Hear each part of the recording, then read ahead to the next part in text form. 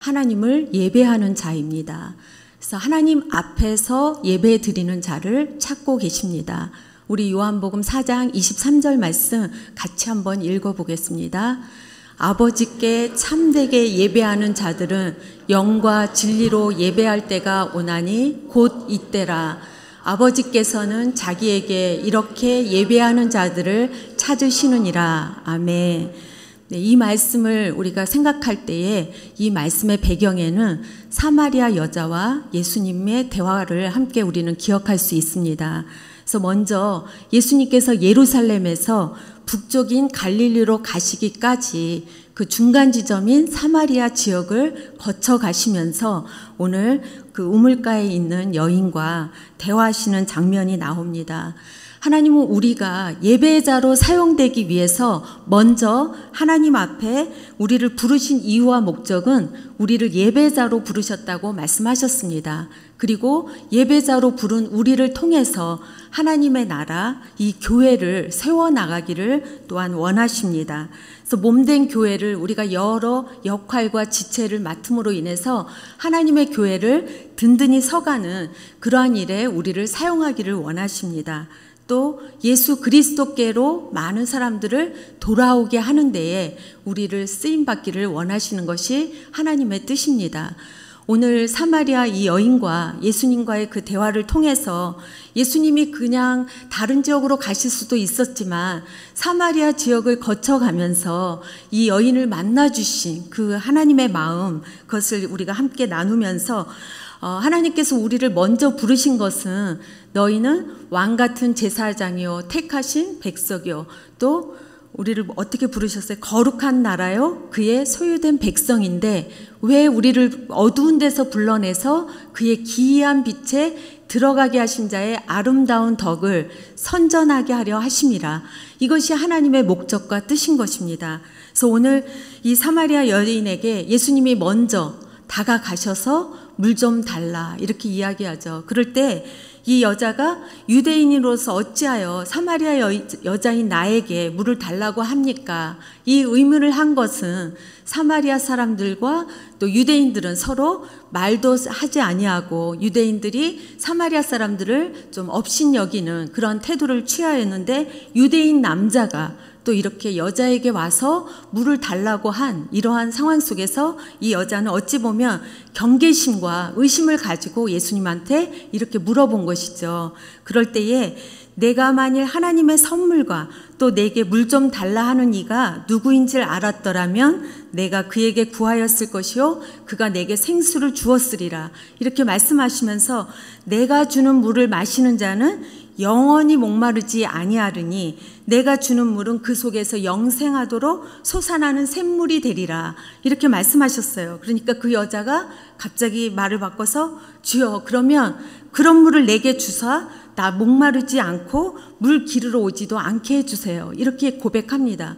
왜냐하면 이 여인은 어떤 상황이었어요? 사마리아 사람들도 이 여자를 꺼려하는 그러한 상황이었습니다. 그런 상황 속에서 여기까지 예수님과의 대화 속에서는 물로 서로 오고 가는 것 같아요. 그런데 그때 예수님께서 내 남편을 데려오라 이렇게 이야기하는 거예요. 그러니까 이 여자에게 있어서는 어떤 상황이었어요? 남편이 5이나 있지만 지금 있는 남편도 내 남편이 아닙니다라고 고백하는 이 여자는 사람들을 피해서 정오에 이렇게 우물가에 와서 물을 길어가려고 하는 이러한 연약한 상황에 있는데 이 여인에게 내 남편을 불러오라라고 예수님 말씀하시니까 이 여자는 그때서야 나는 남편이 없나이다. 그럴 때에 예수님이 네 말이 옳도다. 너에게 남편 5이 있었고 지금 있는 자도 내 남편이 아니니 내 말이 참되도다. 예수님께서 또 다시 이 여자에게 말씀을 해주고 계세요. 이 여자가 자신의 어찌 보면 가장 연약하고 자기는 가장 수치스러운 모습일 거예요. 그런데 예수님께서 그 여자의 연약한 부분을 아시고 이 여인을 찾아오시고 이 여인을 만나주신 것입니다. 그럴 때 이 여자가 주님은 바로 선지자소이다 이렇게 고백을 하죠. 그럴 때에 예배하는 장소에 대해서 이 여인이 이야기할 때 예수님께서 하나님께 예배하는 자는 영과 진리로 예배할 때가 오나니 지금 이때고 하나님은 예배하는 자들을 찾고 계신다라고 말씀하고 계시는 것입니다. 이 말씀은 예수님께서 직접 말씀하신 말씀입니다. 그래서 지금 우리가 예배드리고 우리가 하나님 앞에 나올 때마다 이 음성을 늘 듣기를 원합니다. 하나님께 예배하는 자들을 하나님은 찾고 계신다는 그 하나님의 마음을 우리가 생각할 때에 하나님은 어떤 예배자를 원하시는가 우리가 더 생각하면서 예배에 나올 수 있으리라 믿습니다. 그럴 때 여자가 메시아 곧 그리스도라라는 고백을 하게 됩니다. 그러니까 예수님께서 이 여인과 대화를 하면서 이 여인은 바로 예수님께서만이 내 인생의 모든 아픔 연약함 다 들어주시는 분이시는 것을 이 여인은 바로 깨닫게 되면서 그리스도이십니다. 메시아이십니다라는 고백으로 나아가게 된 것입니다. 그래서 이렇게 하나님께 예배하는 자들을 하나님은 찾고 계시는데 우리가 이사야서 43장 21절 말씀 우리 한번 같이 읽어보겠습니다. 이 백성은 내가 나를 위하여 지었나니 나를 찬송하게 하려 함이니라.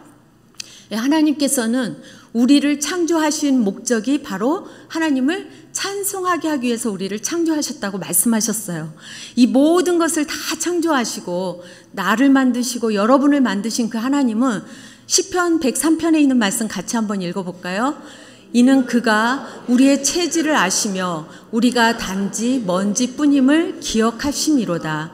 우리가 어떠한 존재인지 우리가 하나님의 형상으로 정말 지은 바 되었지만 또 우리 안에는 이렇게 연약한 부분들이 있다는 것을 이미 예수님께서는 하나님께서는 알고 계십니다.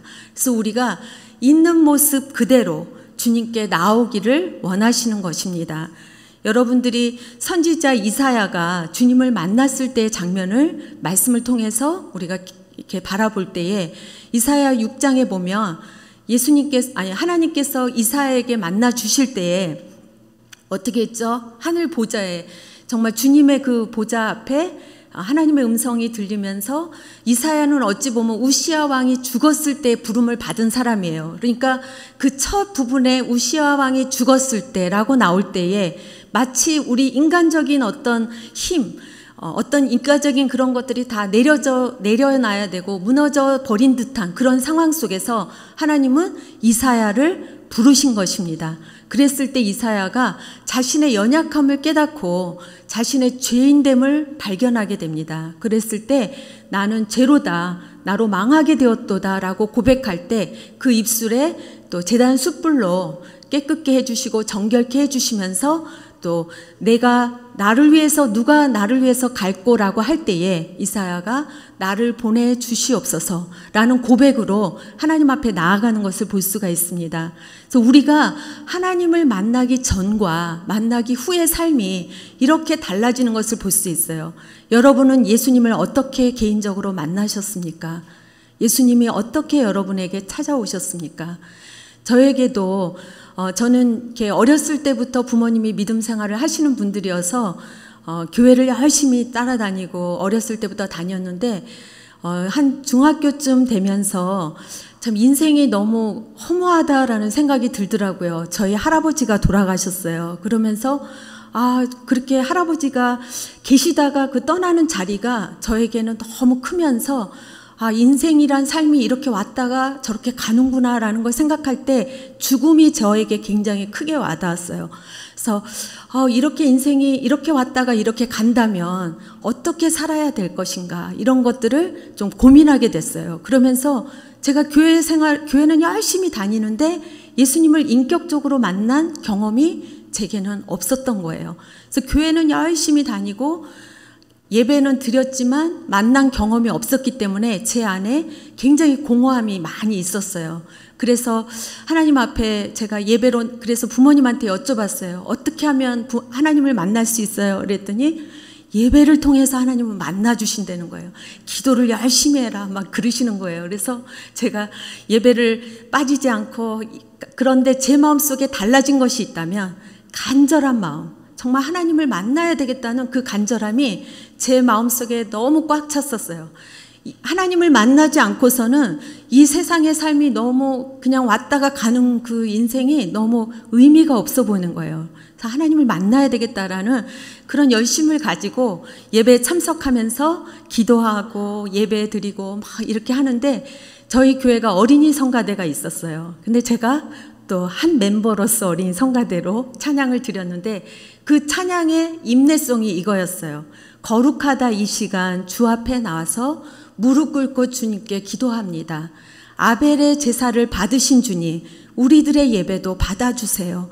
이 어린아이들이 이제 그 처음에 임내송으로 불렀던 찬양인데, 제가 하나님 앞에 예배 드리는 순간 그 찬양이 또 기억이 나면서, 하나님은 이런 마음, 내가 있는 그대로 하나님 주님 만나고 싶습니다, 이런 간절한 마음으로 기도할 때 하나님 만나주시겠다라는 어떤 저에게는 그 소원이 제 마음속에 들면서 하나님이 오늘 꼭 만나주실 것 같은 그런 마음이 들었어요. 그래서 예배를 드리고 막 통성기도를 함께 막 목사님께서 앞에서 이끌어 가시는데, 다 기도를 하라고 그러시면서 이제 목사님께서 말씀을 선포하신 후에 함께 기도하는데, 그 시간에 정말 제가 기도하는 중에 하나님이 저한테 찾아오셨는데, 그 전과 후는 제가 정말 어떻게 형용할 수 없는 그런 기쁨을 체험하게 됐어요. 그러니까 인격적으로 예수님이 내 안에 들어오시니까 정말 너무 제가 죄인됨을 고백하게 되고, 제가 그때 중학생이었는데요, 제가 지었던 모든 죄가 스크린처럼 다 지나가는 거예요.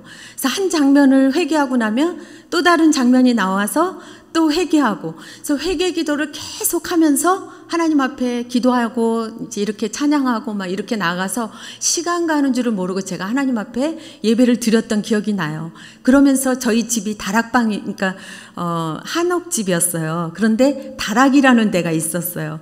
근데 제가 이 기뻐가지고 하나님 만난 게 너무 기쁘니까 기도하지 않을 수가 없는 거예요. 그래서 다락방에 올라가가지고, 또 그때 이제 저희 부모님은 이렇게 은사가 참 많으신 분들이었어요. 그래서 이렇게 병자들이 와서 우리 집에 와서 기도를 받으면 또 치유함을 받고, 저도 또 같이 부모님이 또 방언 기도라는 걸 하셨어요. 그래서 무슨 뜻인지 알지 못하지만 기도를 계속하면 그 방언의 뜻을 알게 된다라고 말씀하시면서 저에게도 계속 기도하라고 그렇게 말씀을 하셨어요. 그래서 제 다락방에 올라갔는데 몇 시간이고 기도를 해도 시간 가는 줄 모르고 정말 기도하는 그 시간을 통해서 하나님과 깊이 인격적으로 만나는 그런 시간을 갖게 되었습니다.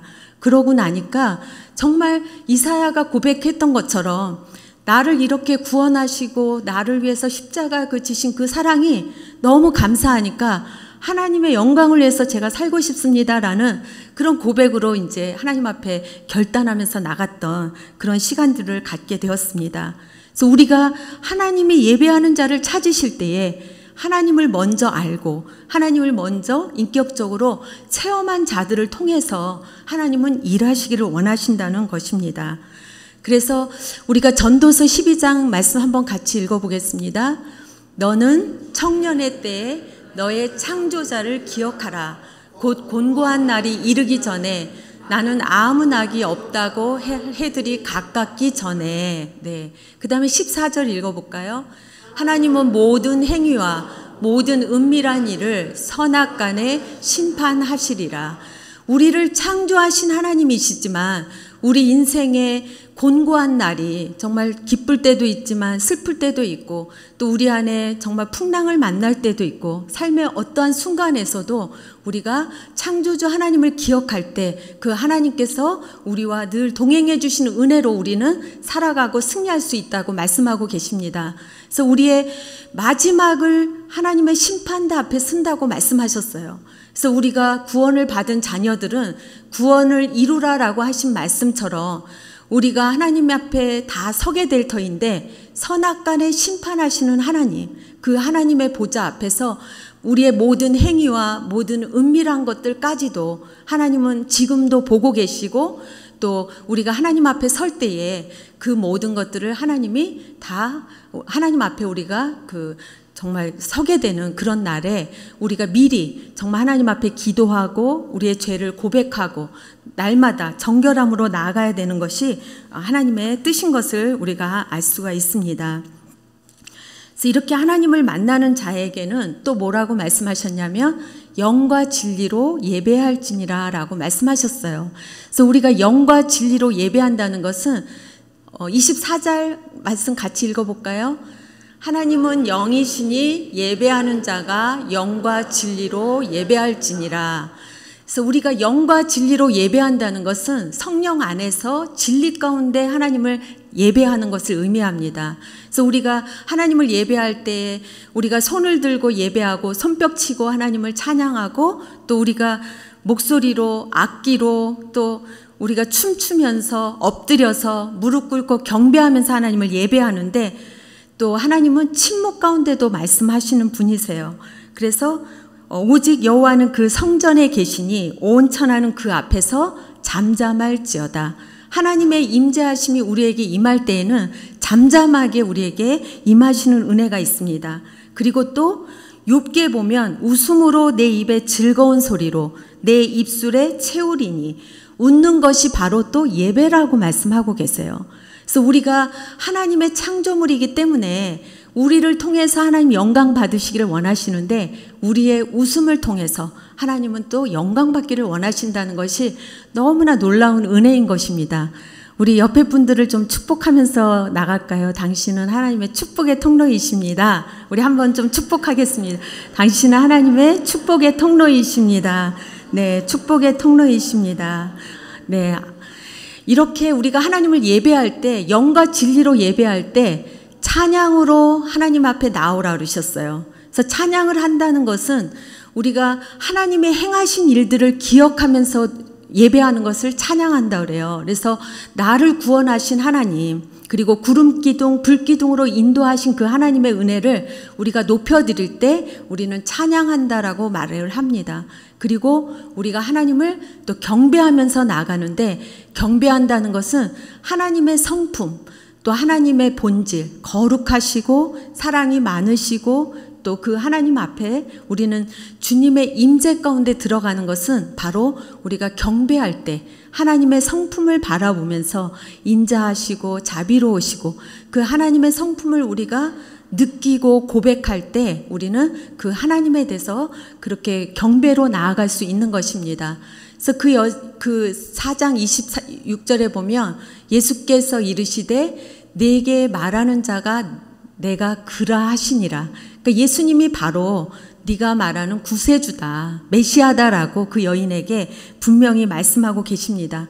우리가 영과 진리로 예배할 때 하나님께서는 자신의 모습을 우리에게 보여주시고 또 우리에게 계시해 주셔서 말씀 가운데 그 하나님의 일하시고 운행하심을 믿어지게 하시고 또 우리로 하여금 그 하나님을 바라볼 수 있는 믿음으로 나가게 하시는 것입니다. 우리 시편 130편 한번 같이 읽어보겠습니다.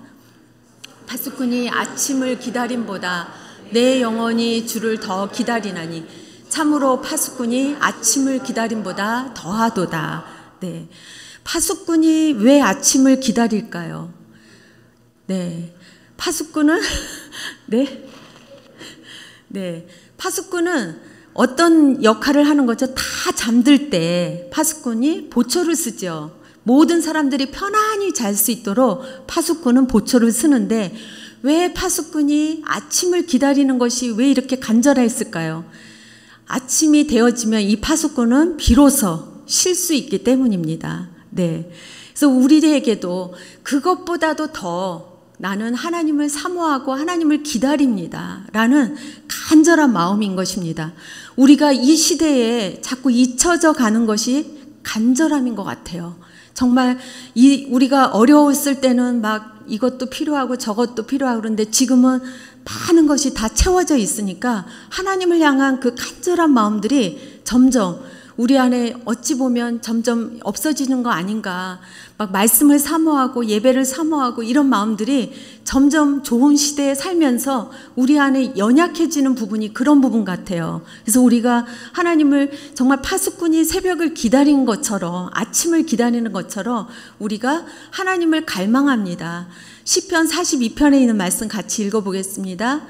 하나님이여, 사슴이 시냇물을 찾기에 갈급함같이 내 영혼이 주를 찾기에 갈급하나이다. 우리가 갈급해야 되는 것은 바로 주님을 찾기에 내 영혼이 갈급합니다.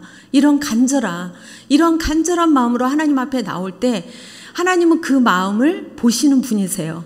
우리의 중심을 보시는 분이시기 때문에 우리가 간절한 마음으로 하나님 앞에 나올 때에 하나님께서 우리에게 더 가까이 친밀하게 그 세미한 음성을 들려주시는 선하신 분이심을 우리가 믿고 나아가야 되는 것입니다.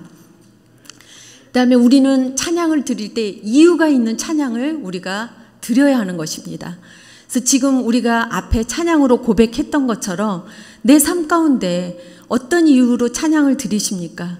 신실하신 하나님을 우리가 경험했기 때문에 하나님이 내 삶 가운데서 일하시고 또 정말 하나님의 때에 하나님의 그 필요한 것으로 나에게 채우신 것을 내가 체험했기 때문에 여러분들이 손을 들고 신실하신 하나님을 할 때 그냥 있을 수가 없는 거예요. 막 박수 치시고 몸도 움직이시면서 하나님의 신실하심을 내가 경험한 만큼, 아는 만큼 우리가 예배할 수 있다라고 말씀하고 있어요. 그만큼 하나님의 신실하심을 내가 다 표현할 수 없지만 정말 그 놀라우신 은혜와 그 사랑을 경험하면 그것을 우리는 고백하면서 나갈 수 있는 것입니다.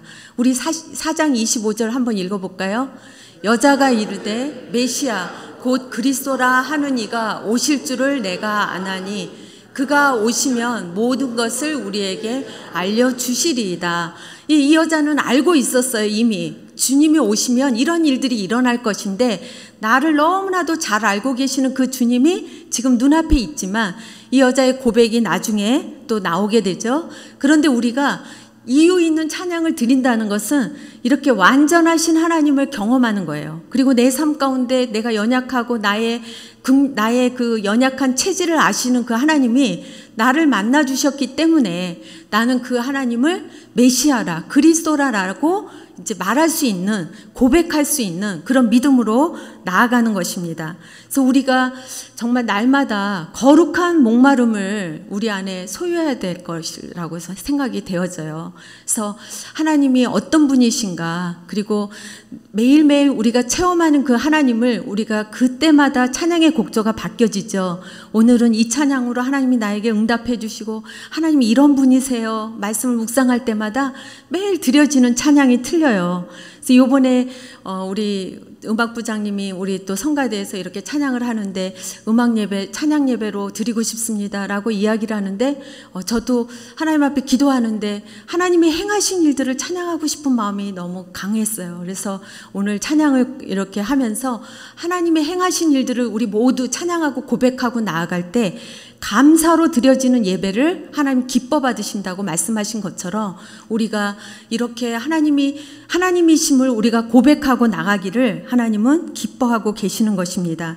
그래서 우리가 이유 있는 찬양이라는 것은 내 삶 가운데 역사하신 그 하나님의 그 놀라우신 은혜를 우리가 고백하고 나아갈 때 내가 주는 물, 거기 한번 같이 읽어볼까요? 내가 주는 물을 마시는 자는 영원히 목마르지 아니하리니 내가 주는 물은 그 속에서 영생하도록 솟아나는 샘물이 되리라. 네, 주님을 만난 자들에게는 하나님이 이렇게 영생하도록 솟아나는 샘물을 주신다라고 말씀하셨어요. 그러자 이 여자가 한 것을 우리 한번 같이 읽어볼게요. 여자가 물동이를 버려두고 동네로 들어가서 사람들에게 이르되 내가 행한 모든 일을 내게 말한 사람을 와서 보라. 이는 그리스도가 아니냐 하니.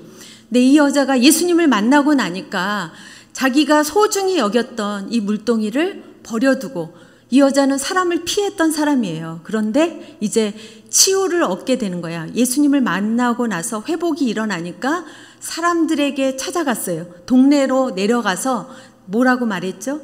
내가 행한 모든 것을 내게 말한 사람을 와서 보라.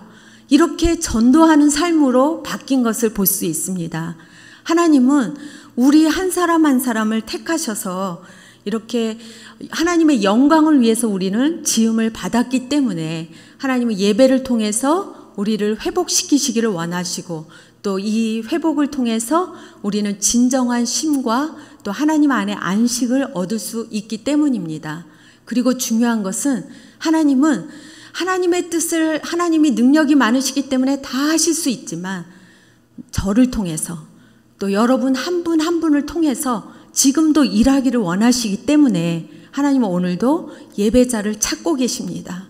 하나님의 마음을 품고 하나님이 이 땅 가운데 행하실 것들을 우리가 음성을 듣고 또 하나님이 무엇을 행하시기를 원하시는지 듣기를 원하는 우리에게 하나님은 주님의 일을 계시해 주시고 또 그 사명으로 우리가 하나님 앞에 드려지기를 원하시는 것이 하나님의 뜻일 것입니다. 오늘 말씀을 통해서 우리는 하나님의 존전 앞에서 예배하는 자로 하나님이 우리를 부르셨습니다. 그리고 그 하나님께서는 영과 진리로 하나님 앞에 예배하기를 원하십니다. 그리고 우리가 경험한 그 하나님, 그 능력이 많으신 그 하나님 앞에 우리가 예배하고 경배하며 나갈 때 주님이 찾으시는 그 예배자로 우리 삶을 쓰기를 원하시는 것이 하나님의 뜻인 것입니다. 우리가 이런 말씀들을 기억하면서 함께 기도하겠습니다.